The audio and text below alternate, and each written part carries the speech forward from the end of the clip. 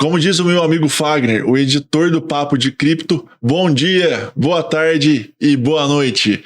Agora começa mais um Papo de Cripto. Mas é aí, Ciro. Pode ir, Fagner. Mais um boa tarde, bom dia, boa noite. Mais um Papo de Cripto está começando. A gente tem uma alegria imensa de ter mais um episódio. E hoje vai ter um convidado muito especial também. Convidado esse que eu vou deixar o Ciro apresentar. Porque o Ciro tem uma peculiaridade e um conhecimento dele. Então, Ciro, diga seu bom dia, boa tarde, boa noite a todos. Bom dia, boa tarde, boa noite. Pode ir, Fagner? E aí, pessoal, como é que vocês estão? Bom, o Papo de Cripto hoje vai receber como convidado o meu amigo César Miglioranzi Cavini. E, como de costume, a gente passa o breve currículo do nosso entrevistado hoje, o nosso bate-papo, né? Mas que numa entrevista tão formal. E vamos lá, o César é formado em Economia Física e Matemática pela Universidade de Boston. Ele é administrador da Clínica Memorial, que trabalha com radioterapia. Quimioterapia também ou só rádio? Não, radioterapia, que é tratamento do câncer e diagnóstico também. Certo. E também faz engenheiro biomolecular pela Universidade de Boston ainda, trabalhando de forma remota. E o Papo de Cripto hoje é com ele, como eu disse, e as primeiras coisas que é importante a gente saber Antes disso, diga. Física e matemática... São as áreas que o brasileiro não curte muito, mas você caiu um tanto de cabelo aqui enquanto estava fazendo isso. Foi o motivo da perda de cabelo esse? Um pouco, Mas é inevitável. A gente no direito também perde cabelo tentando entender umas coisas. Tamo junto nessa. Bom, mas como o assunto é cripto, né? Esse é o fundamento do podcast. César, vamos lá. Quando você ouviu falar a primeira vez de cripto e qual foi a tua impressão? A primeira vez deve ter sido há uns 3 anos, lá por volta de 2017, 2018. A primeira impressão foi que era só uma curiosidade, nada assim de muito relevante. Eu ouvi por meio de outro canal que falava de outros assuntos de economia. Ficou nisso, nem dei bola pra coisa. Se tivesse comprado lá naquela época, tava bem. Esse é o nosso pensamento. Esse é o nosso pensamento. O Marcelo, na época do mercado Bitcoin, né? Você abriu uma 2016. Conta e fechei a conta. Não movimentei nada na conta. Falo, por quê? Por quê? Por que fizeste isso? Exatamente a mesma coisa. Eu vi gente explicando, falando, toda a fundamentação muito bem embasada, tudo, mas passou batido, assim. Nem vi. E aí você foi... Vai vivendo, vai seguindo a vida. E quando virou a chavinha, tipo assim, eu devia ter prestado mais atenção. Foi bem recente, foi quando eu voltei aqui pro Brasil, no ano passado, mais ou menos, vai fazer um ano que eu tô aqui de volta, que eu fui me inteirar sobre as questões da nossa empresa, que aí que eu vi que tinha esse problema da inflação, que tava comendo tudo que a gente tinha em caixa, né? E aí eu fui procurar estudar e veio como solução o Bitcoin, criptoativo, né? Que é, assim, o criptoativo por excelência, né? E foi aí que eu comecei a estudar a fundo e comecei a ver o que era realmente o potencial disso tudo, para que serve, como é que funciona. Aí é que eu me entrei na coisa, mas... E por que você achou o Bitcoin interessante? É porque... Assim, como eu venho da área de economia, eu entendo bastante de como que funciona o Banco Central. Desculpa, gente. Acontece. Perdão. Faz parte. Como que funciona o Banco Central, o que precisa para o nosso dinheiro ser usado como dinheiro, porque ele não é só um papel que qualquer pessoa aceita, tem toda uma infraestrutura por trás dele, o dinheiro é só um pedaço dessa infraestrutura. E como eu já tinha esse entendimento, o Bitcoin especificamente, ele se liga à economia por esse lado, ele é uma alternativa ao sistema monetário de banco central que a gente conhece. Então eu consegui entender muito bem ele como solução para esse outro problema da inflação de banco central, de desvalorização da moeda, que é proposital e tudo isso. Então ele especificamente é o que eu gosto, é o que eu acho que realmente tem algo de substância ali. Muito bom. Entendi. Aí depois você conheceu, foi que você levou isso pra clínica? Ou você começou com experiência pessoal, depois falou assim, agora em larga escala eu levo isso? Então, foi mais ou menos assim, ó.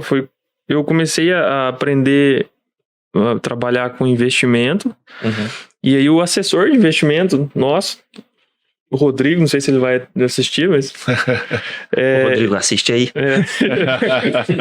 E ele colocou lá um pouquinho só da carteira de investimento que a gente fez lá com eles no fundo de criptoativo. Mas muito pouquinho, porque era um negócio meio doido, ninguém tava muito confortável com isso ainda. Falei, vou colocar um pouco, eu sempre coloco pros clientes, você vai vendo. Aí eu comecei a ver aquele negócio, ele começou a subir, era tipo 0,5% da carteira. Começou a subir, virou 1%, 2%, 3%, foi crescendo. Mas que loucura que é isso, né? Eu fui procurar saber o que era aquilo, estudar, aí é que eu vi, né? Aí eu comecei a mexer depois disso com o criptoativo, o Bitcoin, dentro do blockchain dele mesmo, porque isso é um produto financeiro, esse que a gente tinha integrado ao sistema financeiro. Até ali era só isso que eu tinha de experiência. Depois eu fui mexer com esse tipo de coisa, essa carteira de papel que você tem aí. Ah, sim, a gente vai falar daqui a pouquinho sobre ela, né? Com isso, com o código mesmo, né, do blockchain, ver com a programação, eu instalei nos computadores da clínica o software do Bitcoin para eles virarem nó na rede, coisas desse tipo. E aí daí embalou a coisa.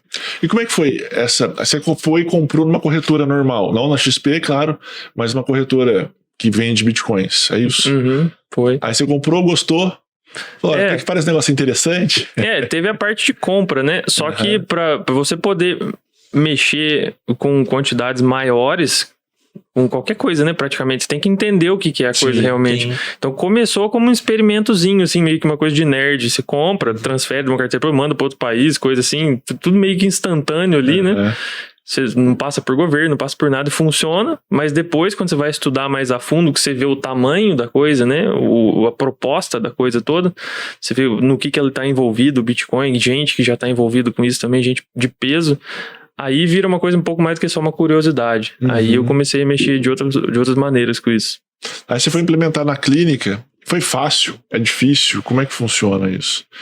Para trazer para o mundo empresarial, né? Para possibilitar. Porque você, em tese, vocês aceitam também criptomoedas lá, alguma coisa assim? Como é que funciona? Explica pra gente. Sim, a gente pode aceitar, a gente tá preparado para aceitar, a gente só não teve alguém ainda que quisesse pagar com criptomoeda, porque não é muito conhecido, né? Sim. Principalmente no público que procura a gente para tratamento de câncer, que já é um público um pouco mais velho, não tem tanta facilidade com esse tipo de coisa.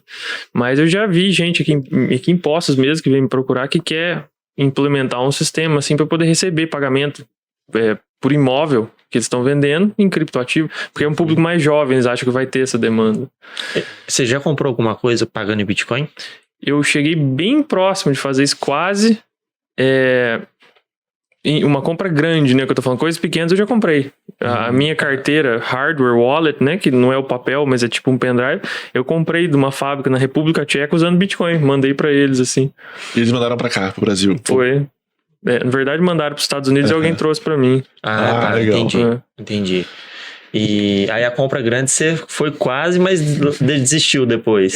Porque o que a gente queria fazer é o seguinte, estava numa época que o Bitcoin tinha caído muito, né, e aí o que a gente tem de investimento, que esse dentro do sistema financeiro, né, esse fundo de investimento, caiu junto, lógico. Sim. E aí o que a gente estava querendo fazer é o seguinte, a gente ia pegar os Bitcoin que a gente tinha em garantia, para não vender, porque tem um potencial de alta muito forte, e deixar ele em garantia no empréstimo. E com esse dinheiro do empréstimo, a gente compra alguma coisa e deixa a garantia subindo. E ele tem um potencial de alta tão grande que ele é capaz de pagar com a alta dele o montante todo que você pegou emprestado, os juros e sobrar ainda. Então, no final das contas, seria um dinheiro que foi bancado pela alta do Bitcoin. Tava quase saindo, assim, mas aí o departamento jurídico lá da corretora entrou no meio do caminho, começou a complicar as coisas e não deu certo. Entendi. Porque ainda tem esse lado, né? Meio que ainda... Tá tudo no início. Apesar de já ter um bom tempo, mas realmente, efetivamente no mercado, principalmente brasileiro, tá tudo meio que caminhando ainda. Fala, peraí, isso aqui pode, isso aqui não pode, isso aqui eu não tô entendendo. Então, o que pegou ali foi que eu acredito que não tinha sido feita uma operação dessa ainda dentro do Brasil, que é uma operação de crédito colateralizado, né, que eles chamam, um empréstimo com uma garantia, só que a garantia geralmente que a gente está acostumado é imóvel, coisa do tipo. A garantia com ativo financeiro já existe, é muito comum, só que é geralmente ativo que é mais conhecido, né? Então pode ser ação, pode ser título, coisa parecida. O grande problema foi o seguinte, por ser uma coisa muito nova, que oscila muito, os termos que eles queriam era que se a garantia caísse, eles podiam vir e pedir pra gente repor. E assim, Bitcoin pode cair 80%. Dependendo do montante que a gente tem que repor, a gente quebra a empresa pra repor recurso, entendeu? Então foi isso que travou a coisa toda, porque a reposição que eles estavam exigindo era uma coisa meio arbitrária, muito muito complicado de arcar. Inviabilizava a negociação, tudo isso. Potencial. Era um risco muito alto. Agora, olhando em retrospecto, isso foi feito quando ele teve uma queda, ele não caiu além daquilo. Teria dado certo se eu tivesse feito, né? Mas ele podia ter caído mais, né? Então vai saber. Porque a gente nunca sabe o topo nem o fundo. Uhum. Então pode ser que ele realmente, eu acho que ele vai cair um pouco mais. E cai, e aí realmente você tem que aportar um pouco mais de garantia e falar, opa, agora não deu. Essa questão de adoção, eu lembro que, por exemplo, eu vi um gráfico para fazer uns comparativos. Tipo assim, viagem de avião, o tempo de adoção. Aí tava assim, começou pequenininho, de repente o gráfico fazia assim. Aí do Bitcoin, quando apareceu lá, tava aquele gráfico, mínimo tempo de adoção. Então, tipo assim, tempo ainda se tem para ele se espalhar.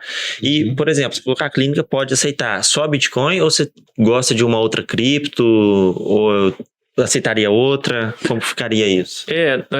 Eu entendo as outras até um certo ponto, mas eu acredito que não existe muito espaço para elas. Eu acho que é tudo meio que uma moda, assim, sabe? Principalmente o Ethereum, que é o segundo maior, o que ele se propõe a fazer, ele faz de formas que o Bitcoin ainda não consegue fazer.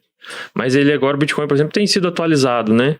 Demora muito para você atualizar o software do Bitcoin, porque você tem que ter o consenso mesmo, né? Não é só que nem democracia, que é a maioria que tem que aceitar, né? Todos os participantes têm que aceitar a mudança para que ele funcione de uma forma diferente. Então, o Bitcoin, ele foi idealizado para ser um sistema equivalente ao que o Banco Central faz, que é um sistema de pagamentos, basicamente. Ele faz outras coisas também. O Ethereum é diferente, ele é um sistema de contrato inteligente, né, que eles chamam. Mas agora o Bitcoin já é capaz de fazer isso porque teve uma atualização do software dele, que está vindo desde 2017 a negociação com os participantes da rede, que agora ele pode já fazer contrato inteligente. Só que aí fica a diferença, né? Porque se ele tem a mesma capacidade que o Ethereum, o que vai diferenciar ele do Ethereum, né? Essa que é a pergunta. A diferença é que o blockchain do Bitcoin é muito mais descentralizado do que o do Ethereum, né? O Ethereum tem os blocos, o tamanho dos blocos do Ethereum e a velocidade que eles são produzidos faz com que você precise ter, acho que quase 10 terabytes de memória para você rodar um nó do Ethereum e participar da verificação de todo o processo que faz o blockchain funcionar. O Bitcoin você faz no celular, né? Então você consegue pulverizar o funcionamento dele de uma forma que você não consegue nos outros. Tem vários outros fatores, por exemplo, quanto mais velho é o blockchain do Bitcoin, mais seguro ele fica. Tem um monte de coisa que faz com que ele seja único, né? Então eu prefiro ele com certeza, absoluta. Mas será que agora ele abrindo essa possibilidade de, em tese, competir um pouco com o Ethereum, ele não vai ficar também mais pesado? Porque ele vai começar a trazer uma nova função para ele? O parâmetro principal que eles olham para ver se ele tá pesado ou não é o tamanho do bloco. Né, que é assim, eu não sei, né, se quem tá ouvindo sabe como funciona exatamente o blockchain, mas a cada 10 minutos no Bitcoin existe um processo que a gente chama de mineração que acontece, né? Que tem pedidos de transferência de Bitcoin, por exemplo, você quer mandar para mim 10 Bitcoin, muito Bitcoin, mas você quer mandar, você sai lá tipo um pedidinho falando que do teu endereço tem que sair 10, chegar pro meu. Isso é propagado para a rede inteira. Todo mundo que tem esse programa do Bitcoin instalado no computador, todo mundo olha para aquilo, vê se está certo, a origem do Bitcoin é legítima que você está mandando para mim. E quando isso é atestado, que é tudo legítimo, tem mais uns detalhes ali no meio, acontece a mineração do bloco e ele é espalhado para a rede inteirinha e fala, esse bloco é legítimo, pode colocar aqui para todo mundo ver. Isso foi feito desde o início da rede, tem todos os blocos, né? Essa cadeia de blocos que é o blockchain. E a cada 10 minutos, esses são os parâmetros do Bitcoin, né? A cada 10 minutos é um bloco minerado. O Ethereum é diferente, se não me engano, eu acho que é menos de 1 minuto. Não sei se vocês vão saber falar. O tempo de mineração do bloco do Ethereum eu não recordo, mas é um paralelo para comparação. Por exemplo, o bloco do Bitcoin tem no máximo 1.9 megabyte, 1,5. Normalmente é o que sai isso quando você olha lá. Do Bitcoin Cash, quando surgiu o fork lá em 2018, se eu não me engano, eles estavam querendo, para aumentar a escalabilidade da rede, aumentar o tamanho do bloco. Aí do Bitcoin Cash passou tipo para 8, alguns blocos até maiores. Então você comprometia a segurança nessa também. Você compromete a segurança porque não é mais um monte de gente que é capaz de fazer. Porque quando você vai. Auditoria. Quando você vai participar da rede, você tem que baixar o blockchain pro teu aparelho, pro teu computador, pro celular. E se os blocos são muito grandes, eles ocupam uma memória muito grande do teu aparelho. Exatamente. E aí menos gente passa, porque todo esse processo de mineração é assistido. Tem dezenas de milhares de espectadores na rede do Bitcoin. Todo mundo que está com ele instalado no computador, verificando tudo. Quando o bloco aumenta muito de tamanho, poucas pessoas têm o hardware, a memória para fazer download do blockchain e participar disso. Então ele fica mais centralizado. O blockchain completa o quê? Uns 500 GB hoje? Eu acho que hoje tá mais de 600 do Bitcoin. Do Bitcoin. Do Ethereum é um absurdo de tamanho. Acho que é quase 10 tera hoje. Não dá pra rodar. São, se não me engano, ninguém sabe ao certo, mas são mais ou menos, porque tem nós privados, né, que se escondem, né? São mais ou menos, acho que 7 mil nós de Ethereum, acho que a gente tem notícia. Do Bitcoin são, assim, sei lá, uns 100 mil, dezenas e dezenas de milhares, né? Pra quem tá assistindo a gente, pessoal, tem uma diferença. O nó é diferente do minerador, né? Porque o nó funciona como auditor da rede para fazer isso, como você disse, fiscalizar as transações, verificar a auditoria, e o minerador realmente para criar os novos. Normalmente todo minerador já é nó também, né? Sim. E o contrário não é verdadeiro, nem todo nó é minerador. Exatamente. Nó é tudo aquele que está ligado na rede. Aí você pode fazer algumas coisas dentro da rede. Eu acho que você pode fazer até nenhum deles. Porque quando você tem uma carteira, basicamente você tem um endereço dentro da rede, né? Sim. É como se fosse um nó, só que você não faz nada, o teu endereço serve para transmitir. Sim. Muito legal. Isso é verdade. É algo. A sacada fui do Satoshi procurar aqui agora, não achei, boa. não. Depois a gente acha. O tempo de fechamento de um bloco no Ethereum. A sacada do Satoshi foi muito boa. E, por exemplo, o Bitcoin tá rodando desde 2009, né? A primeira transação. Desde 2009, com uma taxa de sucesso de transação de quase 100%, 99,7%. Se você pegar outros. Não falha, né? Não falha. Se você pegar outros sistemas de pagamento, que nem os do Banco Central, né? Que os bancos fazem isso. Quando você faz uma transação na Visa, usando a maquininha do café, sei lá, o que acontece é que dentro da contabilidade da Visa eles tiram um dinheiro do teu cartão e passa para a maquininha da pessoa. Sim. Só que ainda não chegou no banco mesmo, onde vocês têm dinheiro. A sensação que chegou, né? A gente acha que sim, aparece na fatura e tudo mais já. Só que os bancos só depois, tem números que eles falam que até 180, 200 dias depois que os bancos vão compensar a transação na contabilidade deles. E depois, essa transação, até ali você ainda pode ligar lá na Visa e pedir para reverter a transação, né? Você faz o estorno, né?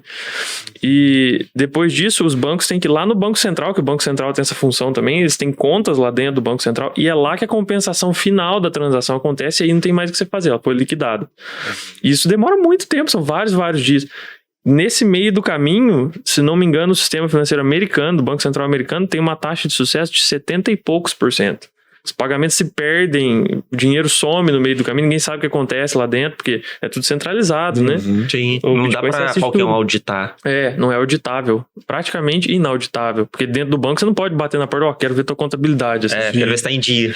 Não dá pra fazer. Do Bitcoin já dá pra fazer isso, no caso dos também nós. não é tão simples, né? Oi? No banco também não é tão simples. Não foi feita uma coisa de forma para simplificar, foi feita uma coisa para complicar o máximo possível qualquer visualização. E quando chega no Banco Central, pior ainda. Porque é governo, né? Como é que você vai entrar lá no governo e pedir pra olhar tudo que tá acontecendo dentro do Banco Central? Não é nem tipo a prefeitura que tá aqui pertinho de todo mundo que quer fazer uma auditoria ou coisa assim. É lá em Brasília ou Rio de Janeiro, tem sede do Banco Central. Você tem que dar um jeito de entrar lá, mexer na contabilidade do Banco Central. Isso não vai acontecer. Sim.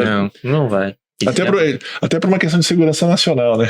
Eles vão falar, não pode mexer aqui, porque se mexer, você colapsa o nosso sistema. Um monte de desculpa, né? Pra não deixar ninguém olhar o que tá acontecendo, né? Mas o ponto é que ele tava falando que ele tá rodando faz tempo, o blockchain.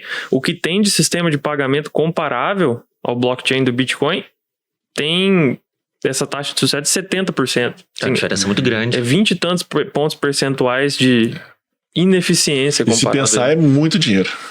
Cada percentualzinho é muito dinheiro envolvido e que se perde nessa história. E isso é um dos grandes argumentos do porquê que vai ter mais adoção do Bitcoin, porque é uma tecnologia que melhora algo que já existe há muito tempo na sociedade, que é meio de pagamento, de uma forma que nada conseguiu até hoje, né? Isso é verdade. Bom, recordando, o César até falou um negócio importante ali. Tem aquele prazo da Visa enviar ao Banco Central, ao banco, depois o Banco Central cai na sua conta. Nesse meio tempo tem como você fazer o estorno. No Bitcoin não tem o estorno, né? Mandou errado, infelizmente. As transações neles são finais. Uma vez que o bloco é minerado a cada 10 minutos, acabou, você não reverte mais. Exatamente, aí você faria outro no sentido contrário, caminho de volta. A pessoa que recebeu tem que te mandar de volta. Isso. Mas se é que você consegue ter contato com ela também. A questão é saber pra quem você tá mandando, né? Se você erra uma letra no endereço que você tá mandando, foi embora, já era. Esse endereço, pessoal, do Bitcoin é uma sequência alfanumérica. Parece uma chave Pix aleatória, né? E a chave privada é no mesmo sentido, mas eles modificaram um jeito pra você salvar em vez de você guardar aquele turbilhão de coisas. Normalmente é um conjunto de 12 palavras que chamam de seed. Sim. Falando em chaves e falando em tudo isso, vamos mostrar a carteira. Que você trouxe, a carteira de papel, que é a aqui. Cold Wallet. Essa daqui, pessoal, é do Bitcoin. Aí aqui, ó, aqui que eu falei, deixa eu ver aqui. Aqui é a chave pública. Parece vou pôr assim que for mais fácil. Tem um endereço alfanumérico, ó, 14 OWX. E aqui é a chave privada. Então você realiza os depósitos aqui, né? E saca por aqui. Essa daqui é do Bitcoin. Então essa carteira aqui tá perdida, porque a gente já revelou a senha dela. O que não pode ser revelado é a chave privada, né? Ela que comanda os Bitcoins que estão ali dentro dessa carteira. Exatamente. Aqui já foi, já era. Não, essa daqui já era. Essa daqui foi um exemplo. Ela tá perdida. Então, tá inutilizada. Essa aqui não foi não mostra aí. Deixa eu ver essa outra aqui. Essa daqui, Essa ó. A gente fez de uma outra cripto, a Litecoin. Mesma coisa, só mudou o design. E essa é da Bitcoin Cash. Do Bitcoin Cash, que foi Todos esses foram tentativas de melhorar o Bitcoin, o Litecoin e o Bitcoin Cash, que era para fazer a transação ficar mais rápida e mais barata. Não ser mais a cada 10 minutos, porque tem sempre uma taxa de mineração que é envolvida na transação do Bitcoin. E ela não viabiliza pagamento o tempo inteiro. Que ela pode ser meio alta, dependendo da demanda pela rede, né? Se ela estiver congestionada. Eles estão criando até redes paralelas para tentar ver se consegue minerar o Bitcoin mais barato, as transações mais baratas, e depois volta para a rede central. A grande sacada? Não sei se é sacada, mas acho que a grande candidata a fazer com que o Bitcoin seja usado de forma como se fosse o dinheiro mesmo, que você paga, né? O dinheiro ele é uma forma de liquidação final também. Eu te dei o dinheiro, você põe no teu bolso, agora tem que te bater pra tomar o dinheiro de volta, entendeu? Não tem como eu reverter a transação. Vem cá, Marcelo. É só assim, né? O Bitcoin é a mesma coisa. Se eu mandar pro Ciro meus Bitcoins, depois só eu tenho que tomar dele à força, né? Eu vou sumir se você mandar. Eu gosto. Então, o que acontece é que por ela demorar a cada 10 minutos só, né? Que um bloco é minerado, e ter essa taxinha de mineração, é uma recompensa para quem está participando do processo de verificação e mineração. Pode ser, se a rede estiver muito utilizada, que a taxa de mineração suba. Então fica caro e vai demorar pelo menos 10 minutos para a transação acontecer. Você vai comprar um pão de queijo ali na esquina, o que vai acontecer é que você não vai conseguir que o dinheiro caia na conta da pessoa na hora já, e não vai aparecer nada, em lugar nenhum. Só vai aparecer que saiu da tua carteira e tá lá, perdido no blockchain. Né? E se o blockchain estiver congestionado, não vai ser 10 minutos, vai só cair no dia seguinte, né? Então, esse problema de a transação não ser instantânea e ter a taxa, que pode inviabilizar, porque a taxa é cobrada em Bitcoin. Se o Bitcoin estiver muito alto e as taxas estiverem altas, você vai pagar R$100 para comprar um café de R$2, sabe? Assim, no café não custa mais R$2, a inflação tá... Agora tem que ter café coado e meio frio aí, R$2. É açúcar. Mas a coisa que esse problema, né? Eles chamam do problema de escalabilidade. Como é que todo mundo vai usar o Bitcoin para fazer pagamento se é caro e demorado, né? E aí foram criadas essas outras versões, esses novos blockchain, que é uma coisa que todo mundo sempre pergunta, mas e se vier um Bitcoin novo, né? O que vai acontecer com o Bitcoin antigo? Vai perder valor, vai para zero, não sei o quê. Essas são tentativas de fazer um Bitcoin novo. Até agora, nenhuma teve sucesso mesmo, porque ninguém vai e migra em massa para elas. Sim. Porque eles vão ter que deixar o Bitcoin. E uma coisa que você estava falando que é essas... Como é que a gente vai chamar? São... Tipo rede paralela? Alternativas. Eu gosto de falar que elas são construídas sobre o blockchain do Bitcoin. Porque você precisa ter ele como base. Elas facilitam esses pagamentos instantâneos e com custo baixo. Essa rede que o César está falando, pessoal, é a Lightning. Isso, a Lightning Network. Deu mais certo, né? É a Lightning. Lightning quer dizer relâmpago, né? Rede relâmpago. Mas parece que tem outro, acho que a ICP também estava querendo fazer, que é Internet Computer, uma coisa assim, que era tirar do bloco. Se vamos supor, saiu um Bitcoin do seu bloco, você mandou para essa nova rede. Tá lá, saiu, mas não saiu, né? Ele não saiu da blockchain, só que saiu. Mudou o endereço. E de repente volta a outro endereço. Tem vários, tem aquela, chama Liquid. Da Blockstream?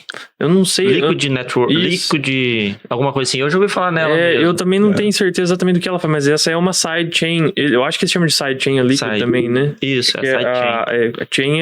O blockchain é uma cadeia, chain em inglês, né? Block, né? Sidechain é cadeia do lado, assim, né? Que ela vai paralela, que você tá falando. Da Blockstream. Eu tenho a carteira aqui, essa daqui. Então, eu não tenho certeza do que ela faz ainda. Nossa, se puder. Deixa eu ver se eu posso mostrar ela aqui. Tampo que tem que ser Deixa tampado. eu ver aqui. Pode ser mostrado. Depois é mais fácil vocês porem na internet do que eu mostrar aqui no celular. É bem simples. É só uma interfacezinha que te mostra o que você tem de Bitcoin.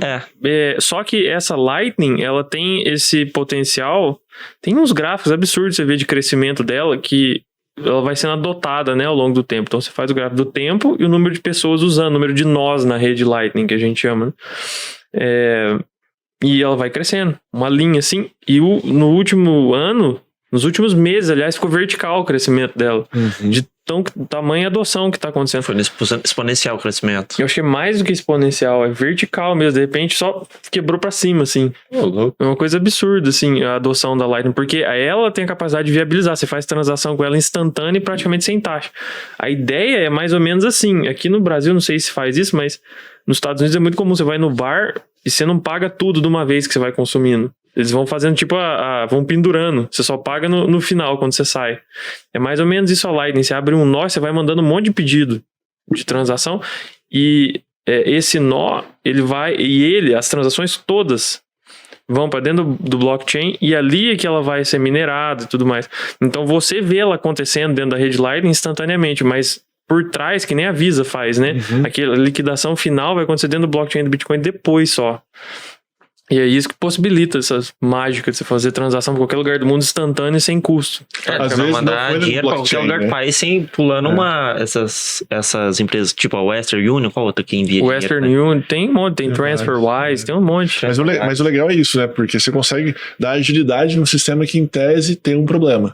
Demora. Então você sem comprometer aquelas coisas que são a descentralização, aquelas características de segurança do Bitcoin, né? Porque você não precisa mexer no tamanho do bloco, no tempo de mineração, em nada. A infraestrutura básica já está funcionando bem com todas as características, não vai ser alterada. Você só vem e constrói algo sobre ela. Sim. Você não precisa criar o Bitcoin Cash, né? Que nem estava falando. Exatamente. Bom, e Bitcoin, como você falou, no começo você não deu muita moral para aquilo, depois voltou atrás, foi aprofundando os estudos. A mesma coisa foi comigo com o Marcelo, né? E quando você vai estudar o Bitcoin, ele vai te levando nas outras coisas.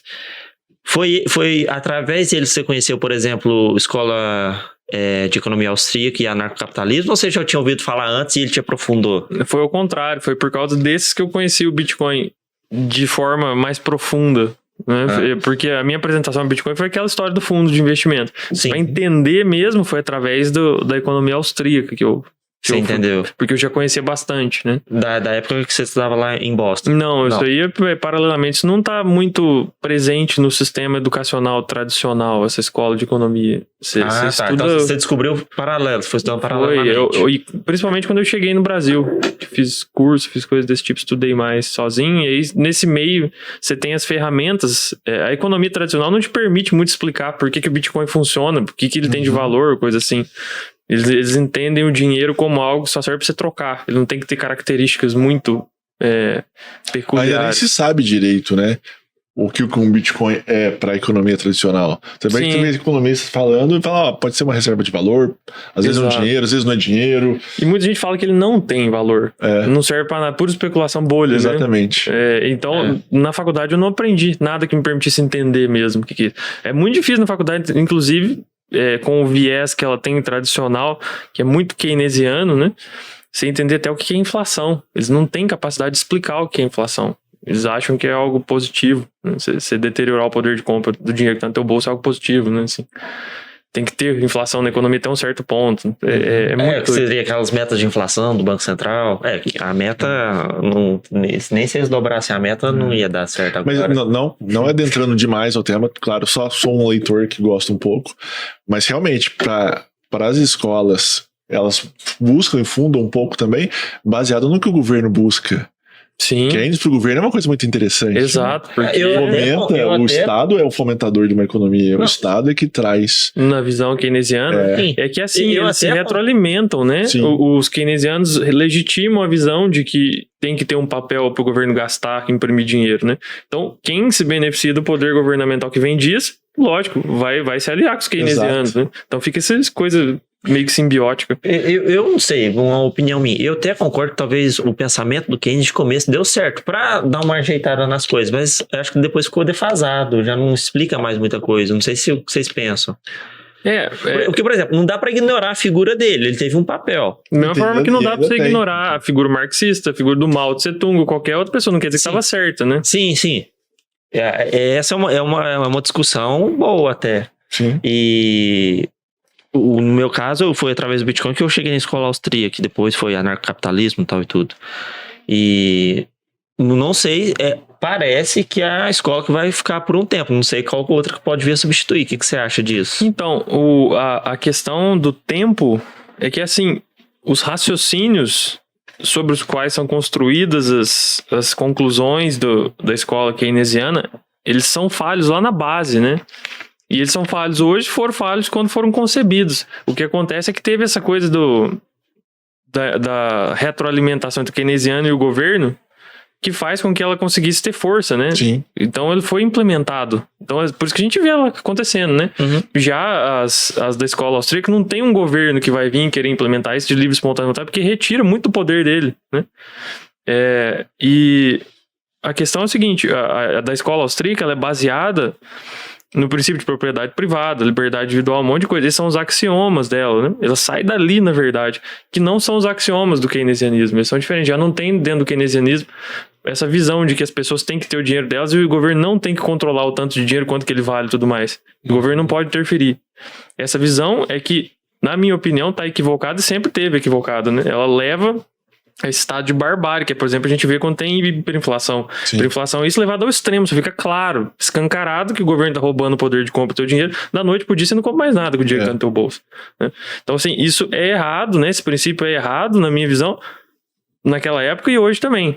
E ele leva tudo que a gente viu de episódio de hiperinflação, né? Argentina, tá? A gente tem um monte de argumento de que hoje o Brasil, os Estados Unidos, vive num ambiente hiperinflacionário também, dependendo da métrica que você usa, né? Porque, assim, a gente usa as métricas que são os índices de inflação, que é tipo, você pega, sei lá, 1994, o real foi lançado. Isso. Enche um carrinho de compra e vai ver quanto custou o carrinho de compra. Enche o carrinho de compra com a mesma quantidade de coisa hoje e vai ver quanto custou. Sim.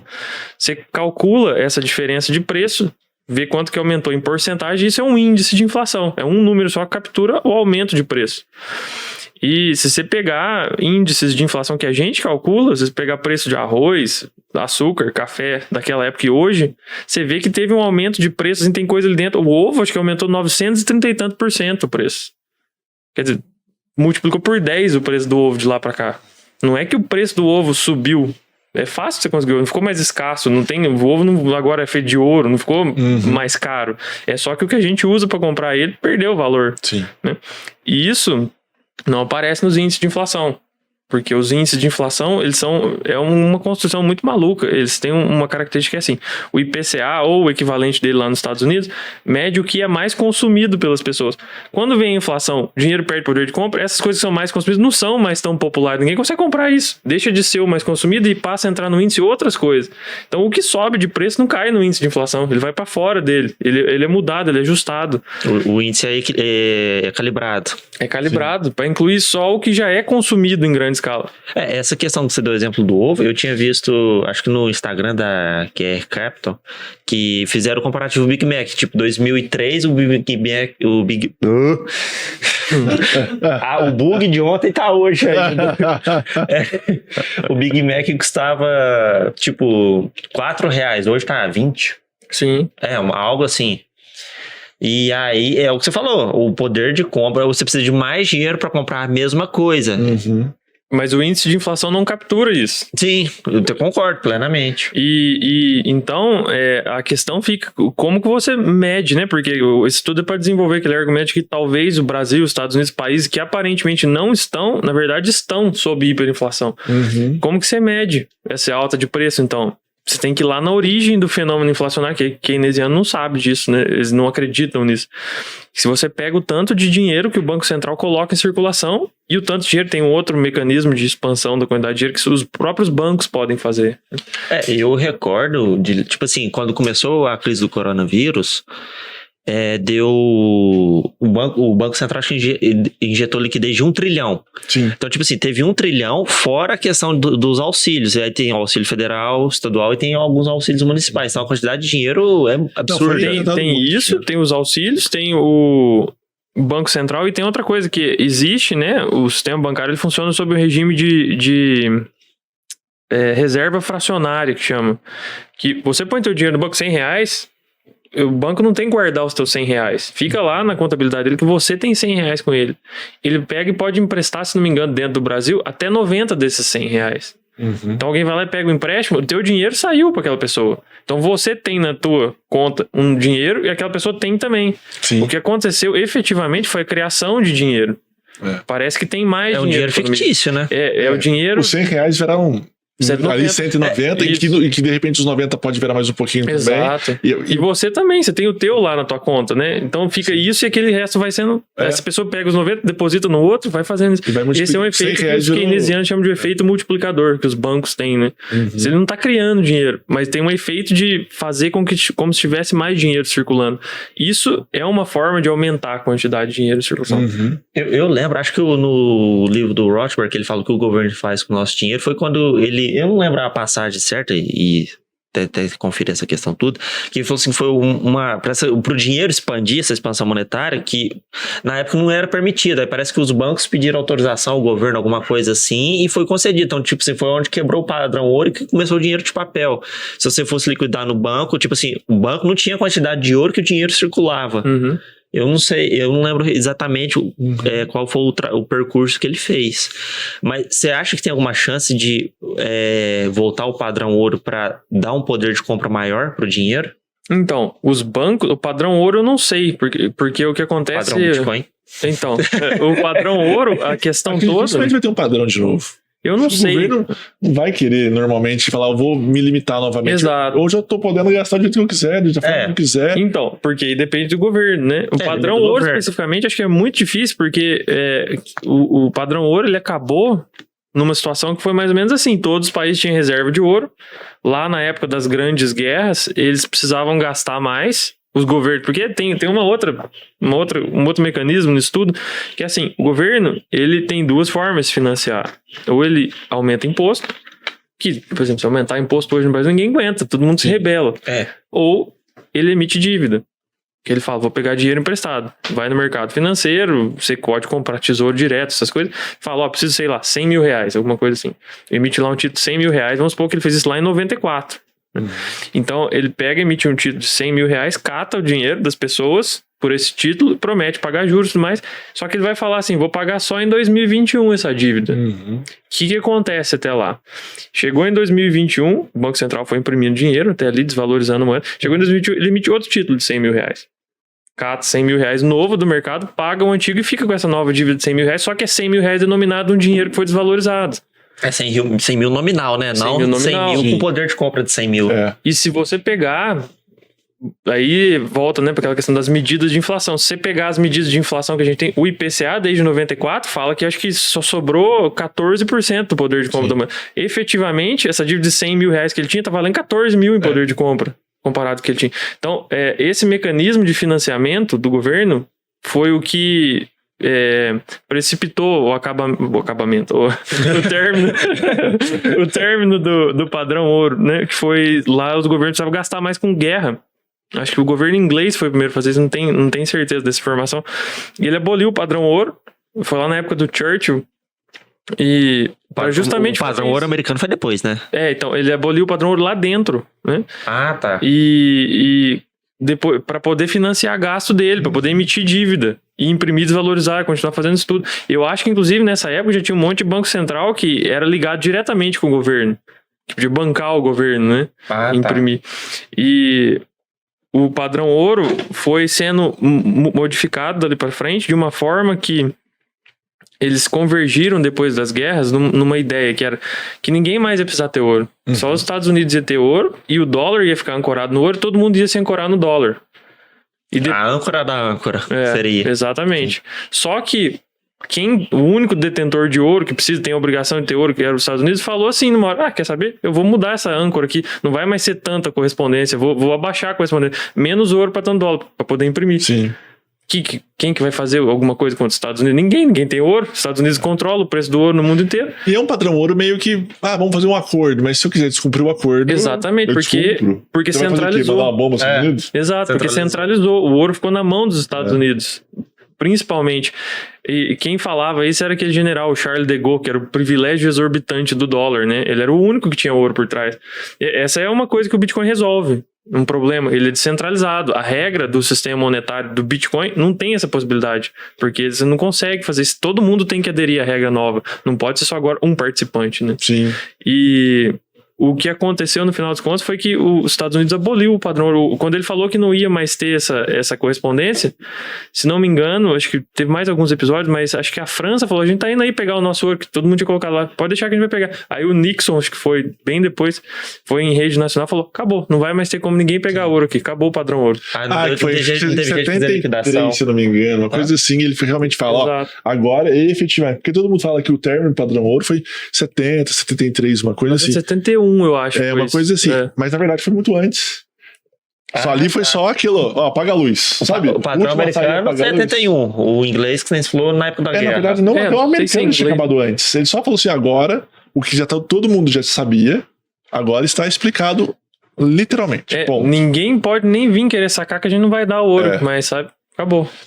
Mas foi naquela hora que ele falou assim, sabe quando a guerra já aconteceu? Caraca. Eles falaram assim, estamos em guerra? Não, a gente já tá em guerra há 8 anos. Uhum. Agora só estão declarado a guerra, mas já tava lá. Oficializou. Exatamente. Entendi, então, porque vai demorando, até eles falam, não posso também explicar ou tentar abolir rapidamente, mas é sempre uma guerra, uma história por trás. Sim. Que aí você deságua nisso, mas tem muito antes daquilo, né? E aí, né, só pra amarrar um pouco mais a coisa, é que o ideal mesmo para você medir a inflação não pode ser esses índices, né? Porque eles ficam atrelados a esse monte de coisa que a gente tava falando.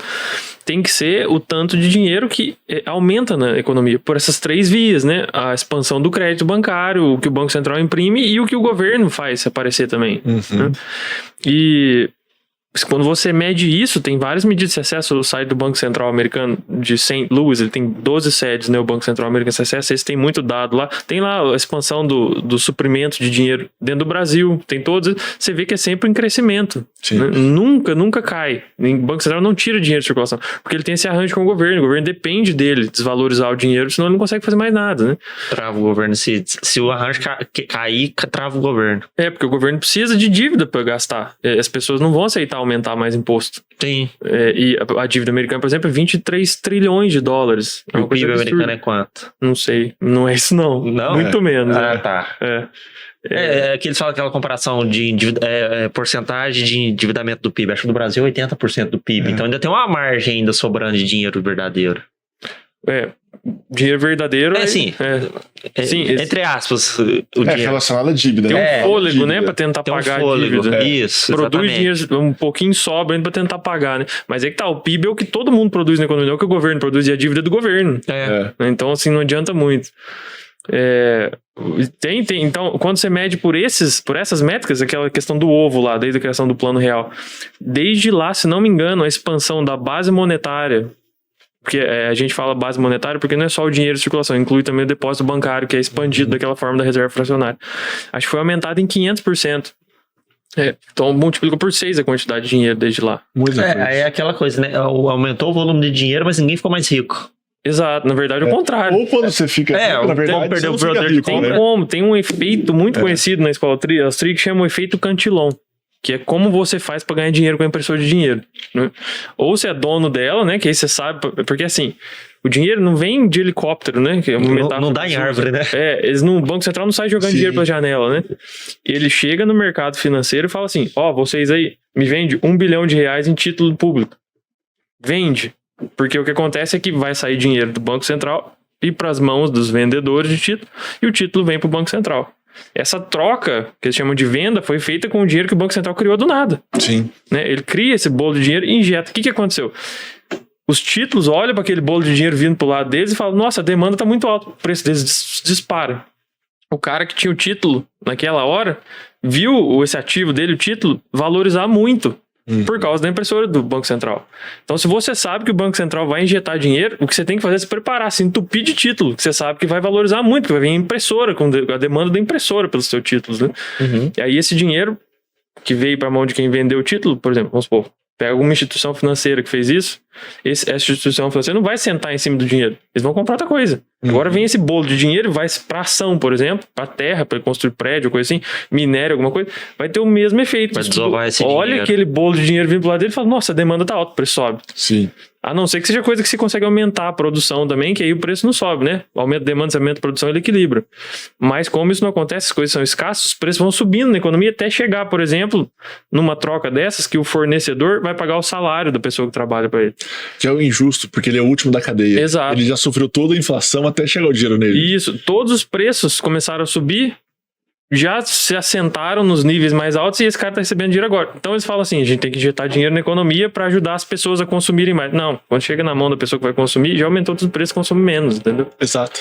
Aí o cara de 1.000 ele ganha 1.100, mas na verdade ele consome 900. Isso. Porque ele já perdeu. Isso eles chamam de efeito Cantillon. Assim, você consegue ganhar dinheiro com ele, só que você tem que meio que prever que tá vindo recessão, o Banco Central vai imprimir dinheiro, deixa eu comprar um monte de título aqui. É assim que você faz. Então, no caso, quem recebe primeiro tem um melhor efeito. Sempre bebe água limpa, porque, por exemplo, imagina que entrou R$100, tem 100 garrafinhas. Sim. Se eu sou o primeiro, eu já compro as garrafinhas. Aí, na hora que você vê que todo mundo tá comprando garrafinha, você aumenta o preço da garrafinha. Lógico. Aí o segundo a receber o dinheiro já paga mais caro na garrafinha. Sim, sim. Porque a garrafinha já teve um aumento. Então, mas essa questão do aumento de preço, ela acontece no decorrer do tempo. Por exemplo... Das etapas dessa injeção de dinheiro, que levam tempo. Vamos supor, questão de alguns anos, tal e tudo. Não, a gente não necessariamente. Isso que aconteceu na pandemia foi a maior injeção de dinheiro dentro do Brasil, dos Estados Unidos, da história. E as inflações estão batendo recorde por causa disso. Dos Estados Unidos eu lembro, eles estão descabelando com inflação de 6%. Sim, a gente tá com 10% Só que aqui. a inflação de 6% medida pelo índice, que é atualizado com coisa que quando sobe o preço sai do índice. Sim, sabe? Então, sim. assim, não é inflação real, né? Assim, inflação real, tanto que eles entucharam de Porque dinheiro. realmente, se eu começo a consumir o ovo aumenta demais e eu paro de consumir o ovo, ele sai da métrica. Isso, porque a métrica é só o que é mais consumido. E aí eu consumo... Não, por exemplo, ovo não, mas a carne. Eu saio da carne é um e absurdo. entro no ovo. É, A carne tá cara, mas ela não tá mais sendo medida. Sim, sim. Saudades uma E aí o que picanha. acontece? Aí tem... A coisa assim, é um buraco sem fundo, porque o que acontece?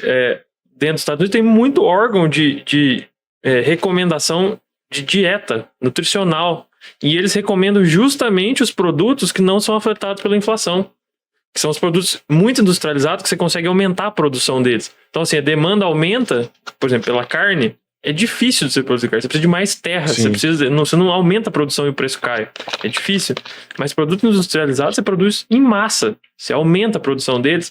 E são exatamente esses que não sofrem com a inflação que os órgãos do governo americano recomendam, geralmente. Aquela pirâmide alimentar que está na base é tudo coisa que você consegue produzir em larguíssima escala. Uhum. Grão, farinha, coisa desse tipo, né?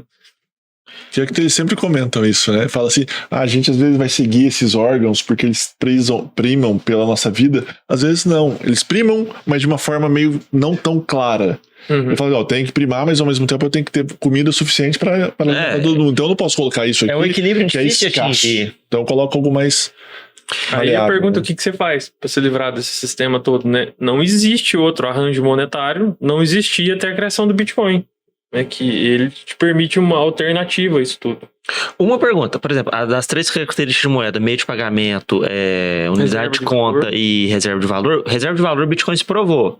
Você acha que Mais ou menos, né? Em que sentido você fala mais ou menos? Eu tenho a sensação de que sim, pelo fato dessa valorização que ele tem no longo prazo. No longo prazo. No curto prazo, você pode falar que ele não é reserva de valor, porque ele despenca muito. Sim. Né? Sim, perfeitamente. Que é o receio que a gente tava comentando, até de compra e venda com Bitcoin. Sim. Eu falo assim, eu tô com medo, porque se eu vou comprar um café agora, eu vou receber por Bitcoin, e de repente o custo que eu tinha, de repente despencou o meu ganho. Uhum. Porque o Bitcoin caiu 30% no mês. Ou então você vai comprar o café, na hora que você entra no café, ele tá custando 0,001 Bitcoin. Na hora que você vai sair para pagar, ele já tá custando o mesmo valor em Bitcoin, só que o Bitcoin subiu demais, você vai pagar o dobro. Exatamente. Dinheiro, físico. E quem recebe, às vezes, peraí, eu tô recebendo um Satoshi, que equivale, por exemplo, a R$1. Aí, de repente, despencou, ele recebe e fala, mas peraí, eu não consigo mais pagar o café. O custo da minha produção ficou caro. Não, sim.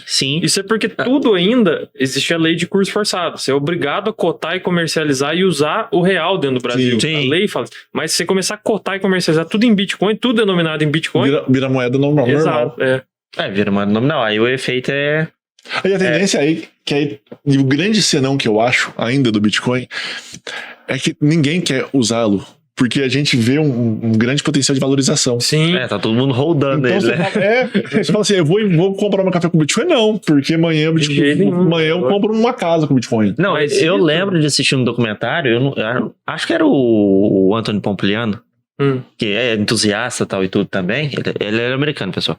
Ele, acho que no documentário que ele falou assim, ele entrou numa cafeteria, na época o Bitcoin era 2012, ele pagou 2 Bitcoins pelo café. Se você for ver isso hoje, ele pagou 600 mil reais numa xícara de café. Sim, e as pizzas, né? As pizzas. O mais famoso, 10 mil Bitcoins, as duas pizzas. Mas eu esqueci o que eu ia falar. do não gastar o dinheiro. Isso, é que assim, existe, tem um teórico da escola austríaca, que se não me engano eu não sei o nome, tem vários, mas eu acho que o que falou sobre isso é o Karl Menger, que ele é o cara que estudou o comportamento de moeda. Eu já ouvi falar, eu não li a obra dele não, mas já ouvi falar, acho que é isso mesmo. E ele fala que o ouro, por exemplo, foi uma commodity, uma mercadoria que passou por uma fase de hipermonetização, que chama. Todo mundo passou a usar ele como moeda. Que assim, o ouro não serve pra nada. Ele tem uso industrial, uso de joalheria, coisa do tipo, mas ele mesmo não serve pra nada e gasta muita energia pra você arrancar ele do chão. É uma coisa assim, puro desperdício de energia. Que o Keynes falava isso, ele criticava o padrão ouro por causa disso. Como é que pode vocês querem tudo um negócio inútil, que gasta energia pra você arrancar? Mas toda forma de dinheiro tem que ser assim, porque assim, as pessoas passam a ver que ele tem as propriedades de dinheiro. Ele não apodrece. Vai usar peixe como dinheiro, por exemplo? Trocar peixe comigo. No dia seguinte, teu dinheiro foi embora. Apodreceu, não vale mais nada. Então ele não pode ser perecível, né? Ele tem que conservar o valor. O caso do Bitcoin é isso, né? Ele despenca em valor, mais ou menos isso, né? No curto prazo. Ele tem que ser divisível. Você consegue dividir ouro. Sal também era usado. Você consegue dividir o sal. Tem uma outra lá que acho que é... Não lembro as 3 propriedades lá do dinheiro. Mas o ouro se encaixava nessas e ele tinha ainda essa Aquelas 3 que eu mencionei? Reserva de valor, unidade de conta e meio de pagamento. Isso. O meio de pagamento, unidade de conta, é quando as pessoas todas passam a usar ele. Sim. Aí ele passa a ter essa característica. Mas tem uma outra característica que é justamente essa de não ser fácil de produzir. Ser algo altamente oneroso. Porque é o seguinte, quando todo mundo passa a ver que o ouro serve como meio de troca muito bem, todo mundo vai querer arrancar ouro do chão. Sim. Se for fácil, todo mundo arranca ouro do chão e inunda. A população inteira com ouro despenca o valor do que eles têm como dinheiro. E aí a gente vai entrar naquela outra métrica, então, do Bitcoin. Que hoje o Bitcoin, aí depois a gente vai até entrar nesse outra pegada, mas em tese o Bitcoin tá se tornando isso. Sim. Porque hoje não é fácil minerar Bitcoin. Exato. Então, além de ser limitado, ele é oneroso para as pessoas. Falar, não, todo mundo vai minerar Bitcoin. O tempo de minerar fácil foi lá atrás, né? Claro que é diferente do ouro, porque ele já tem uma limitação pré-estabelecida. Exato. O ouro, ele foi o que teve de mais, foi uma commodity, né? Só para terminar com assim, que entrou na fase de hipermonetização muito tempo atrás, que era quando as pessoas estavam adotando ele como dinheiro. Então a demanda estava aumentando e como era difícil de arrancar, o preço subia. Que é o que a gente tá vendo com o Bitcoin, que esse é o argumento dessas pessoas que seguem o Karl Menger, né? Fala que o Bitcoin é uma commodity na fase de hipermonetização. Por isso que a gente vê o preço dele subindo dessa forma, só que é uma coisa que é hipermonetização no mundo inteiro. Então é uma demanda muito potente que faz o preço subir muito mesmo. Sim. Só que ele ainda é mais escasso do que o ouro. Porque o ouro tem uma limitação. Exato, é matemática a limitação dele. O ouro você consegue arrancar mais do chão. Todo ano você dá sorte, achou uma jazida lá de ouro gigantesca que ninguém também conhecia. Pode acontecer no Bitcoin. Você pode chutar o número da mineração por acaso, na primeira você acerta, assim. Com você e o teu computador, né? Mas, fala assim, mas tem uma limitação de número. Você já sabe que vai ter 20 milhões. Sim. 21 milhões de Bitcoins. Não, mas a limitação da mineração também. Quer ver? O ouro, quando você aumenta o preço dele, você consegue tirar um pouco mais do ouro. Né? A taxa de aumento do ouro em circulação ou em reservas, todo ano é 2%. Ela oscila de 0% a 2%, às vezes cai um pouco também, mas é no máximo 2%, aproximadamente. Isso quer dizer o quê? Vai crescendo o bolo de ouro e é 2% no bolo que está crescendo. Então a quantidade sempre aumenta de ouro que você arranca do chão, né? Então ele não é perfeito, mas é a coisa mais escassa. Você tentar tirar mais do chão é muito oneroso, você não consegue, não vale a pena. O Bitcoin, se o preço sobe, todo mundo quer tirar mais Bitcoin do chão, entre aspas, o processo de mineração fica mais difícil. E ele segue exatamente a taxa que pode ser arrancada do chão, que foi programado desde o lançamento dele, à risca praticamente. Tem assim uma folguinha que durante uma semana ainda não ajusta, né? Essa dificuldade para você arrancar menos Bitcoin do chão, mas ele é mais escasso do que o ouro nesse sentido. Funciona muito melhor do que o ouro para reserva de valor, porque você não consegue inundar o mercado com Bitcoin. Sim. E aí a gente entra num outro lado, que é essa reserva que você comentou dessa escassa. Qual é o seu cara? Que é essa coisa mais escassa. O Bitcoin, a gente estava até olhando, ele gasta mais ou menos, as mineradoras mundiais, isso é aproximado, não dá para ter uma certeza absoluta. É um número aproximado. Mas a mesma coisa que a Argentina gasta de energia. E assim, a gente está com essa pegada ambiental, em que a gente percebe que tem que tomar cuidado com o meio ambiente, um excesso de pessoas, enfim. A gente várias sabe que o meio ambiente é possibilidades. importante para a continuidade da vida. O ambiente também é escasso, Sim. se você for pensar, Mas né? ele é mais escasso que tudo, né? Irmão, acabou o planeta, acabou a gente. Você acha que esse fato de repente, o Bitcoin se valorizar cada vez mais, se tornar cada vez mais oneroso, a sua intermediação, mineração e tudo, mesmo quando ele acabe, aí vire mais taxas, isso pode viabilizá-lo? Então, inviabilizá-lo? Ou torná-lo obsoleto, ou os governos começarem a proibir que as mineradoras se instalem nos países. Poder na pode, China né? proibiu 400 vezes. Sim. Uma mineradora mesmo. A mineradora. Se proíbe a estrutura física da mineradora, você tem que sair de lá. Né? A gente viu, né? Quando a China proibiu a mineradora física, você viu os vídeos, o pessoal desligando as mineradoras, embalando, mudando de país. Não, exatamente. Mas pode ser talvez não, porque tem muito país no mundo. Sim. Mas então tem o lugar que pode ser mais amigável a eles, né? E eu acho que o que vai acontecer é que é uma indústria altamente lucrativa a mineração de Bitcoin. Acho que, tipo assim, num dia, em 24 horas, se lucra coisa de 53 milhões de dólares no total com mineração de Bitcoin no mundo, sabe? Então, o país que liberar isso vai ter um influxo de dinheiro de gente montando mineração lá que ele vai prosperar, sabe? Então, acho que existe esse mecanismo de mercado mesmo. O próprio mercado... Um país não aceita, o outro aceita. E o efeito disso vai ser eu começar a usar no dia a dia mais ainda o Bitcoin, né? E aí tem a outra consideração que é se o gasto energético é algo que a gente deve pensar mesmo, né, a sério. Porque assim, tem dois argumentos. O primeiro é que é o de custo-benefício e o segundo que você tem que olhar para as alternativas que a gente tem.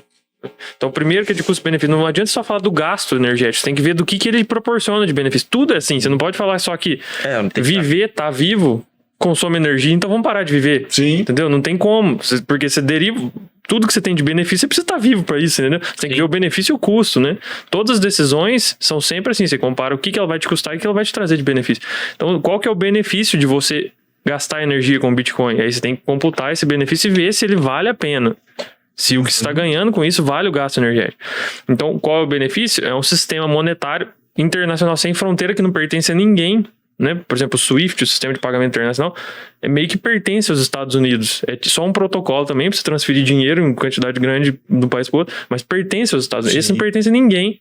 Não é inflacionável. Só a quantidade de riqueza que vai ser preservada por não ser um sistema inflacionável compensa em muito o que gasta de energia, sabe? Não, sim. Então, desse argumento... Tô olhando aqui, desculpa. Sim. É que, na verdade, eles comparam o Bitcoin e falam, não, mas é um do mauzão.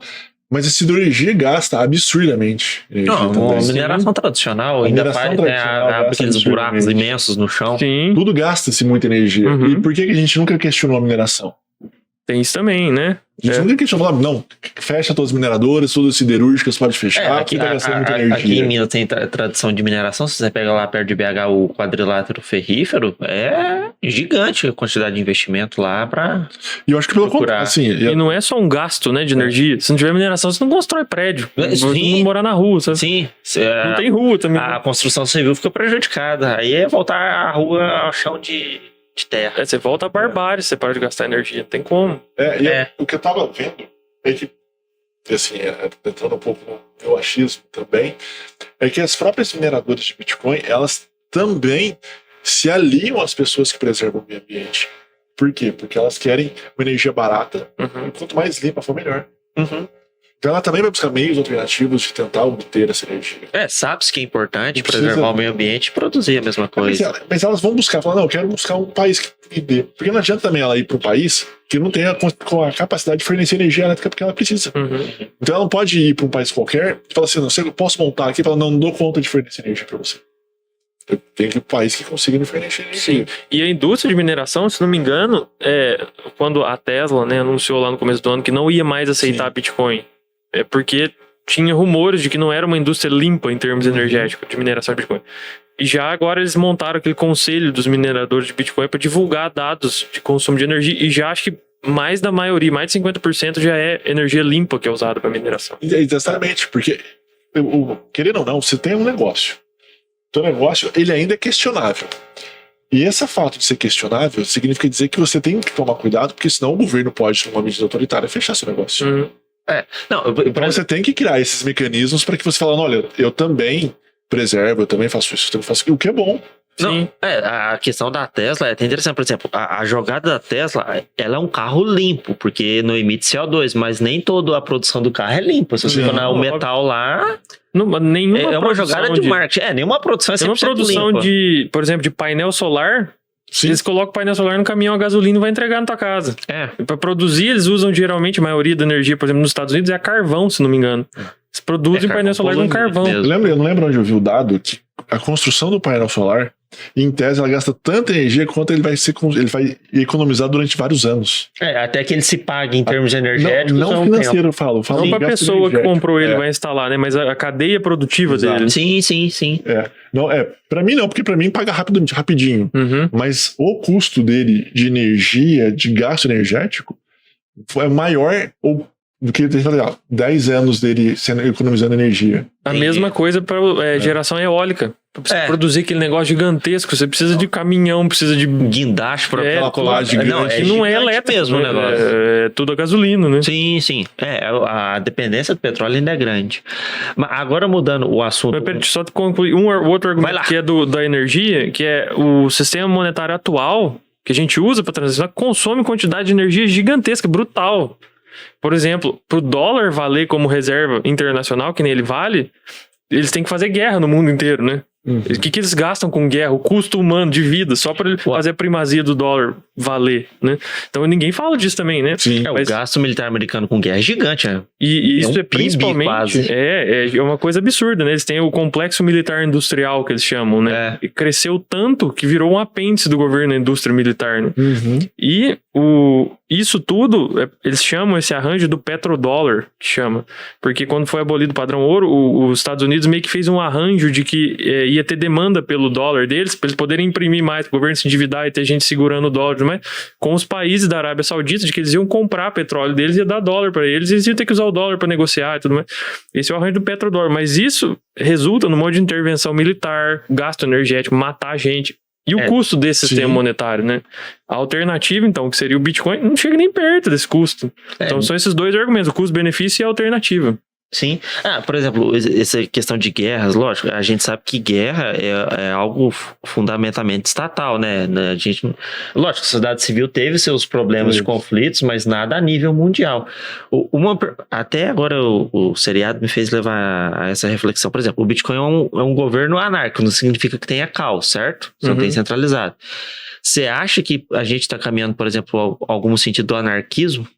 Por exemplo, até no The Crow fez o raciocínio perfeito. Antigamente a monarquia era a regra, passou para a república. Essa república a gente já está vendo que não está sustentando tanto. Qual que você acha que pode ser o próximo? Você acha que estamos caminhando para o anarquismo, mas nem sem ser no sentido de caos? Sim, então, eu acho que agora, presentemente... Porque ele está relacionado a isso. Sim, presentemente...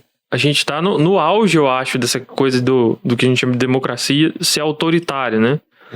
A forma de governo está autoritária, muito autoritária, principalmente com essa coisa do coronavírus toda, né? Que a gente vê. Tem intervenção em coisas... Porque, assim, a gente define, né? O oposto ao autoritarismo, totalitarismo, é liberdade individual. Que tem aqueles 3 princípios. A vida, propriedade e liberdade. Na verdade, tem outras formas de você definir isso, mas elas são basicamente isso. Por que a propriedade, né? Eu não posso vir, por exemplo, arrancar teu dedo. Ele te pertence, é uma atrocidade eu fazer um negócio desse. A propriedade está embutida, inclusive até no direito à vida. Se eu arrancar um órgão vital teu, você morre. Sim. Então, assim, a propriedade é uma coisa que é básica pra gente não viver numa civilização de barbárie, né? E a propriedade é sistematicamente violada pelo regime de governo que a gente tem já nos últimos milênios. Não existe propriedade privada no Brasil, não existe nos Estados Unidos, não existe no mundo inteiro. Só o que você acha que é o teu dinheiro, que está no teu bolso, não é propriedade privada, ele é desvalorizado, sugado o valor dele pela inflação. O Bitcoin é uma forma, talvez seja a única coisa que você pode ser dono dela mesmo e ninguém põe a mão nela hoje no mundo. Então, se a coisa for caminhar para alguma coisa, seria numa forma de ordem baseada em propriedade privada. Que aí gera aquela questão que acho que quem falava isso era o John Locke, né? Que a ordem baseada em propriedade privada, ela vem da cooperação. Sim. Não é aquela coisa que um vai predar o outro, né? Uhum. Porque você preda um aqui, junta dois, vem e te mata, o negócio não se sustenta. Não é do interesse de ninguém ser o predador só. É, do Ele não interesse de consegue. todo mundo viver, né? Exato. Uhum. E o que é mais propício a isso é a cooperação. Não ficar um tentando matar o outro, né? E eles falam que os anarcocapitalistas, né, que é justamente isso. Essa anarquia, na verdade, é uma forma de ordem espontânea gerada pela primazia dos direitos de propriedade, né? Então, não sei, se for pra ter alguma coisa, tem que ser nesse sentido. Não sei se vai ter. A gente não sabe se vai solucionar, eu mas acho é uma que- alternativa que está presente. São finais de possibilidades que É. acho eu que é muito difícil chegar a finais de possibilidade. Né? Final de um socialismo, final de um anarcapitalismo. O final é muito difícil chegar porque tem muitas confluências internas entre Sim, os cidadãos, entre o governo. Às vezes no próprio movimento forma de tem pensar. discordâncias. Exatamente. É muito difícil as pessoas por si só serem entendedoras de que tá tudo certo e que tá tudo harmônico. Sim, sim. Então isso é muito difícil. O final. Chegar. Mas o é final, que eu acho que também tem uma coisa que a gente tem uma ideia de que isso tem que ser tipo um movimento e vem um governo e implementa isso. Eu acho que o que acontece com o Bitcoin é uma coisa diferente. Sim. As pessoas entendem isso de outra forma. Que, por exemplo, olha, deixa eu comprar tudo em Bitcoin, que esse negócio aqui não desvaloriza, né? E elas vão entrando para um sistema que já é um sistema desse, de propriedade privada, mas não precisa vir um planejamento, um movimento e fazer isso, né? Eu acho que só de ter algo como Bitcoin já é um avanço tremendo. Não existia nada assim. Por muito tempo não existiu propriedade privada. Então agora já tem um. E pode ser que isso revolucione um monte de outras coisas. Pode ser que reduza o poder do governo, porque não vai ter mais inflação se isso for adotado. Um monte de coisa e vai saber onde que desemboca. Mas que Sim. quando também, né? O que é quando é muito certeza. difícil. Porque, claro, que o governo não vai querer ceder poder. Não, o que isso ele é não vai- verdade. ele não O vai- que Mas, ó, é certeza é que a gente tá mas numa pode época ser de que- transformação. O pode ser que resultado é difícil A famosa prever. desobediência civil. Exato. Porque É, Pode assim, ter uma desobediência civil e começar a você mexer pensa com bem. Bitcoin. por que o governo tem o poder, ele faz o que é? Porque, por exemplo, ele manda o policial lá fazer a lei dele valer, o policial fala sim. Se o policial fala, não vou fazer essa lei valer, acabou. O governo perde. Se todo mundo falar não, acabou, não tem mais governo, né? Se eu chegar e falar, né, pro César, falar, César, eu vou te pagar em Bitcoin. Tá bom, tá tudo certo. O que não pode ocorrer Não, também. mas tem que pagar em real, porque é a moeda nacional. Não vou pagar. O que não pode acontecer, por exemplo, se a gente vai ter essa transformação, que a transformação não prejudique os bons direitos adquiridos. Por exemplo, eu posso dizer, por exemplo, hipotético, lógico, vamos supor que está no movimento de desestatização. A desestatização, eu acredito que se ela for ocorrer, que ela não ocorra com a perda dos direitos adquiridos. Que, por exemplo, antes eu não tinha nem os direitos que se tem hoje, nem o Estado. Então, se você for analisar, o Estado surgiu para garantir alguns direitos, mas depois surgiu os problemas do próprio Estado em si. Sim. Aí, se for ocorrer esse movimento, que se preserve os direitos. Porque possa Mas se forem direitos que não auxiliar. são os direitos naturais, eles não vão existir, porque esses são direitos que são criados pelo governo, pelo Estado. Não, se, sim. se o Estado some, o direito some. Não. Esses aí todos somem. Não, sim, concordo o raciocínio, mas eu digo no sentido, por exemplo, o direito natural, ele deu seus problemas, por isso surgiu o direito positivo. Mas alguns direitos positivos também são bons e não entram em conflito com o direito natural. Se for analisar, dependendo do que for Vai pensar. depender do que vai ser, né? Vai depender do que vai ser. da forma Eu pensei que vai por esse ser. lado também. O fundamental, né, para estudar essa questão da vida, propriedade e a liberdade, a propriedade principalmente, né, essa é o que faria com que uma coisa dessa se viabilizasse, né. E isso não existe no regime estatal de qualquer forma, né, porque sempre tem coerção. Então, assim, E voltando então, o Bitcoin eu acho que é interessante, mas você acha que ele pode ser utilizado? Porque a tendência não é as pessoas não quererem utilizá-lo? por enquanto é, né. Que é a mesma coisa Aquilo que você falou do ouro. do né? ouro, né, em hipermonetização. Mas você acha que uma hora talvez as pessoas comecem a utilizar? Falar, não, já chegamos num valor razoável, então daqui eu já acho que não vai ter tanta oscilação. Então, quem tem um argumento bom de como que isso pode se desenvolver, que é uma coisa meio termo, é o Michael Saylor. Vocês conhecem o Michael Saylor, que ele é ele é CEO de uma empresa gigantesca. Ele compra Bitcoin toda a hora, né? rodo. Ele é CEO de uma empresa multinacional de inteligência de negócio, tipo esse software de ponto de venda, que faz estatística de venda, coisa assim. E eles têm ação na Nasdaq, né? A ação da MicroStrategy, é o nome da empresa. E ele fala, a MicroStrategy é a maior detentora de Bitcoin, sim, com uma identidade que a gente sabe, que tem as baleias, né? Que ninguém sabe quem que é. Tem mais que a Tesla. Acho que hoje ela tá com 121 mil Bitcoins. A MicroStrategy. Passou de 122 já. Já passou? Passou. É. Eu vi o número esses dias. E eles estão sempre comprando. E quem encabeça isso é o cara que fundou essa empresa. que é o CEO hoje, que é o Michael Saylor. Acho que ele não é CEO, não sei. E ele tem lá um argumento, ele entende muito da coisa, fala muito disso publicamente. Ele fala que é o seguinte, que o Bitcoin não precisa ser adotado exatamente como meio de troca, para ele começar a se alastrar. Ele pode ser usado como uma infraestrutura para um stablecoin, uma coisa parecida. Que o governo pode vir e se plugar na rede do Bitcoin. Que para você usar a moeda dele, faz um criptoativo dele, que é transferido, atrelado com o Bitcoin por trás. Por exemplo, você vai fazer uma transação entre governos, antes você tinha que usar o ouro para assentar, para liquidar a transação. Você transfere o ouro porque o câmbio das duas nações é cotado em ouro, né? Vai começar a fazer uma coisa dessa parecida com o Bitcoin. Lá por trás vai ter o sistema do Bitcoin para você fazer essa transação. A gente fala em dolarizar a economia, seria meio que bitcoinizar a economia? Mais ou menos isso. Mais ou menos, bem... Mas aí o Bitcoin seria a infraestrutura, tá por trás da coisa. E não propriamente o meio de troca. Isso é o que ele fala, né? Mas eu acho que, por exemplo, ele não pode desagradar um monte de interesse do governo que tá relacionado ao que ele faz na empresa, na bolsa, ou coisa parecida. Então vai saber se acredita nisso mesmo. Conflitos. Sim, com certeza. Sim. Conflitos faz parte do dia a dia. Não, maravilha. Ô César, a gente está caminhando pro encerramento, né, do podcast. Foi muito legal. Acho que deu pra gente aprender muito. Deu pra gente entender muita coisa, muita novidade. Fagner, você quer perguntar alguma coisa? Manda ver. Manda ver. Não, é que é o seguinte, que o Bitcoin, né, que vocês falaram, vai caminhar pro anarco sem um caos. Anarcocapitalismo. Pode ser. Sem um caos. Pode ser. É uma alternativa. Que vai para isso, né? E justamente pelo Bitcoin, ele sair do poder do governo, né? Ser uma coisa descentralizada. Teria um perigo ou uma possibilidade desse poder, na verdade, que o governo tem, ser transferido, na verdade, para a pessoa que detém a maior quantidade de Bitcoin? Aí, na verdade, não seria uma coisa assim que não seria o governo que estaria no poder, mas também não seria o anarcocapitalismo, porque estaria uma pessoa ou um grupo de pessoas seriam detentores desse poder. Sim. Isso é uma coisa muito parecida com um banco central. Porque, por exemplo, você pensa no governo, basicamente a gente fala, né, que o governo é democrático, eleito e tudo mais, mas basicamente ele tem o monopólio da força física. É assim que ele faz o poder dele valer, né? O que você está falando é mais ou menos uma coisa que ele tem um monopólio, sim, da reserva de Bitcoin. Monopólio financeiro. Tipo o Michael Saylor. Vamos supor que ele compra a maior quantidade. Mas isso acarretaria num poder que é parecido com o do Banco Central que a gente tem hoje. É uma coisa mais pro lado monetário do que físico coercitivo, né? Você usa o dinheiro para coagir.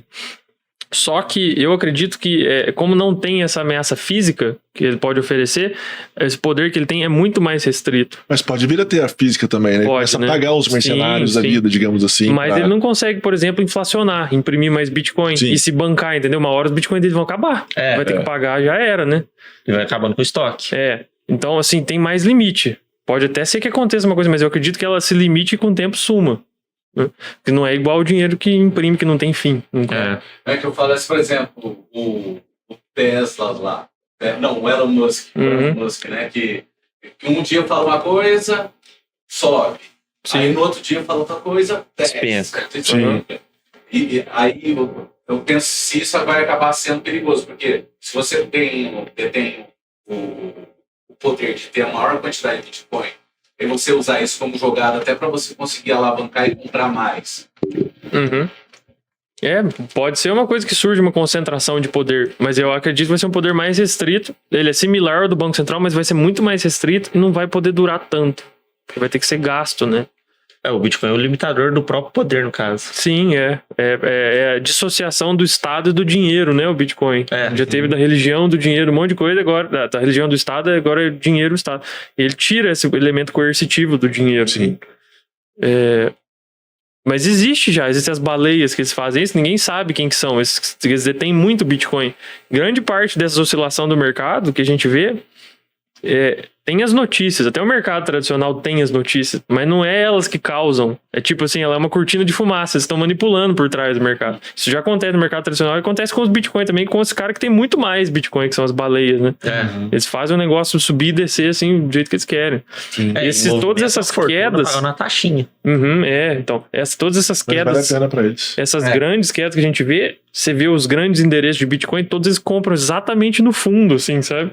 Então, assim, meio que como? Você tem que saber o que vai acontecer, né? Não tem como. Assim, como ele sabe que manipula o mercado, ele fala, agora eu vou comprar. Pronto, subiu. Isso, então, assim, meio que o movimento pra gente parece que tem notícia, parece que tem só o movimento de mercado, mas não tem já a manipulação, né? Isso acontece.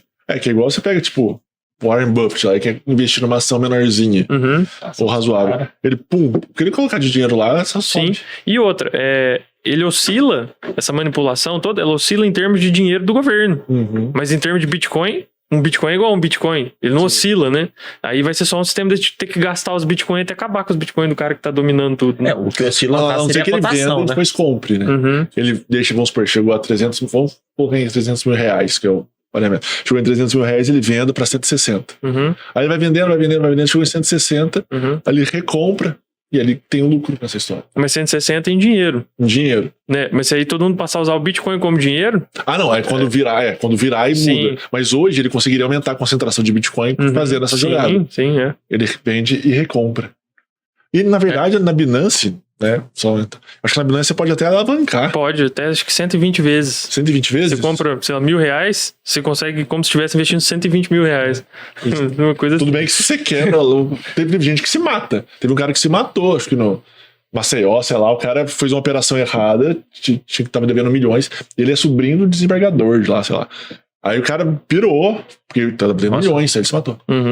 Porque o cara operou, o cara tinha R$1.000, colocou 120 mil, perdeu, ferrou. É porque você adquire uma dívida, né? E geralmente o que pega muito assim porque você tem como você ganhar dinheiro com a queda também. Não é só com a alta, né? Você pode, você opera vendido no mercado financeiro que eles chamam. É tudo mais ou menos com opção de compra e venda. Você compra uma opção que te permite, na hora que o preço cai, lá, o mercado lá embaixo, você vender ele mais alto. Você vem, entra comprando e vende. Só que você tem essa obrigação de vender.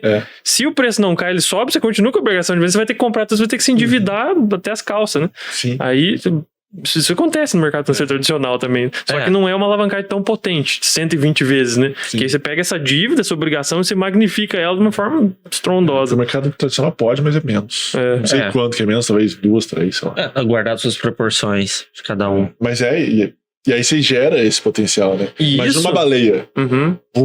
Tem, sei lá, 10 bitcoins. Não, 10 baleia, mais 200 mil bitcoins. 1 milhão de bitcoins. 1 milhão, sei lá se é muito, sei lá. Mas não duvido que milhões. Mas vamos supor, tem 500 mil bitcoins. Ela se alavanca, não sei nem se a Binance aceita isso. Ela deve ter mais bitcoin do que a Binance. É uma coisa assim que eles não tem como, né? Que nem eu teve uma carteira de Shiba que comprou acho que $8 mil em agosto do ano passado. Nessa alta que o Shiba teve, tava valendo 5,7 bilhões de dólares. Como é que você saca? 5,7 bilhões, a corretora fale. Precisar, né? E aí o que eles fazem? Eles pegam e transferem tudo para Bitcoin. Aí fica lá com os Bitcoin tudo, né? Você especula na outra para comprar quem mais vale, né? Porque na verdade, a Bitcoin é trilhões, né? O negócio é uma cadeia gigante que já tá valendo trilhões. Ela oscila, ela bate geralmente quando ela chega nesses preços que tava de 69 mil dólares, acho que foi o máximo, aí ela passa um pouquinho de $1 trilhão de dólares o valor de mercado dela. Que é tipo, que tem à frente disso ouro, Facebook, Amazon, coisa assim. Tem 5 ou 6. Tudo. Quando você precifica em dólar. Você falou isso da Shiba Inu, que, né, ela ainda não tem essa atração ainda de mercado ainda. Então, realmente, às vezes vai vender, você vende... E outra, você pode alavancar, você pode comprar R$1 em Bitcoin fácil com o aplicativo hoje, né? Você pode alavancar, qualquer pessoa consegue alavancar em certas quantidades. No mercado financeiro tem mais restrição, né? Mas já foi. E isso gera muito da volatilidade, da oscilação. Mas isso quem também te alavanca é uma corretora, é um intermediário. Né? Se você comprar peer-to-peer, não tem intermediário, não tem alavancagem. Não, exato. É meio que um artefato dessa característica do sistema financeiro dele, né? Mas isso gera muito da volatilidade. Porque começa a ter essas alavancagens, o prazo de expirar, essas opções de compra e venda, isso aqui, vai ter que ter venda de Bitcoin ou compra de Bitcoin nesses volumes gigantescos. O negócio vem e despenca de uma vez, né? Você consegue monitorar quantos que tem de gente alavancada vendido, comprado, tudo mais. E aí esses povos, essas baleias, tudo mais, eles falam que eles conseguem ver isso tudo. Quando tá chegando perto da expiração, por exemplo, que todo mundo tem que comprar o Bitcoin, eles jogam o preço lá em cima, pra não dar certo, eles perdem dinheiro, eles compram tudo mais barato depois, sabe? Assim? Então tem muito disso. E às vezes os caras quebram o outro nisso. Quebra. Sim. Porque se ela arrancou, mas você vai ter que comprar por R$1, de repente ficou R$10, você tem que pagar R$10 do mesmo jeito. A solução para isso é você ir comprando aos pouquinhos, né? Que eles chamam de preço médio. Você vai comprando, por exemplo, sei lá, você guarda R$10 por mês. Todo mês você compra. Então, toda semana, todo dia tem aplicativo que você consegue comprar todo dia, né? Você programa. E aí você nunca pega um preço muito alto, um preço muito baixo, e você não tem obrigação de vender ou comprar. Você só compra e guarda, né? Você vai proteger o patrimônio dessa forma. Sim. Que é o que todo mundo fala com compra de ação, de ouro, de dólar. Vai comprando. É uma estratégia de investimento tradicional, mas talvez é que dê mais certo nesse ambiente de Bitcoin. Principalmente para quem não é um expert ou não trabalha demais com não tem isso. conhecimento, a saída de comprar a preço médio é uma saída. O Michael Saylor compra preço médio. Ele vai comprando. É verdade. Você vê lá um anúncio com milhões em Bitcoin. De repente, 10.000 Bitcoins, alguma coisa assim. Vai de uma vez. Não, show. Ô César, fala pra gente algum endereço para as pessoas que se quiserem entrar em contato contigo.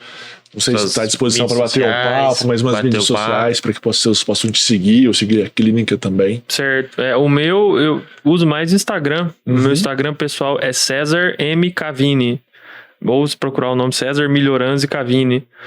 E a clínica é outra história, né? A gente trata câncer, a gente tem um monte de tecnologia, a gente trata câncer com acelerador de partícula, um monte de coisa muito interessante, mas tem nada a ver com Bitcoin ainda.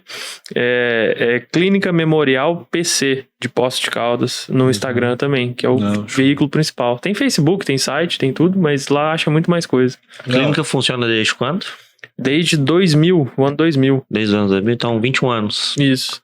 E agora aceitando Bitcoin como pagamento. Isso, tá sempre na vanguarda. Né? Sempre na vanguarda, tá valendo. Não, maravilha. Pessoal, espero que tenham gostado.